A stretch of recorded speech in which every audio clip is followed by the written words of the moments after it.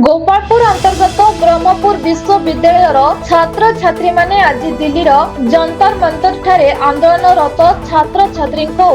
लाठी चार्ज और लुहाबुहा गैस प्रयोग एवं सुनाम वांग चौक को फल बल पूर्वक आंदोलन स्थल उठाई नेबा विरोध में आज पीजी काउंसिल कार्यालय ठारू एक शोभायात्रा बाहरी नाल्को गेट निकट में पहुंची विक्षोभ प्रदर्शन करते। छात्र छात्री माने दिल्ली पुलिस छात्र छात्री को माड़ मारिबा, एनटीए को रद्द करबा, केंद्र शिक्षा मंत्री को इस्तीफा, प्रश्नपत्र लीक आदि नहीं विरोध करते। एथिरे छात्र नेता इजु अमीन खान, हेमंत पलेई, सत्यरंजन पुष्टि, सिपुन जेना, अभिनव साहू, अभिषेक पटनायक, गायत्री दास, प्रतीक्षा रथ, मनीषा कंहर, संतोष बेहरा, दिव्य ज्योति, तुलसी महाराणा, वाल्मीकि सेठी, जलाल खान, बीरेन राउल, सोमनाथ बेहरा, विभू प्रसाद दास, अमित कुमार साहू, नीलाचल गौड़, ईश्वर पटनायक समेत बहु छात्र छात्री उपस्थित थे। गंजाम जिलूर संदेश Kumar Sahu report, black news Odia.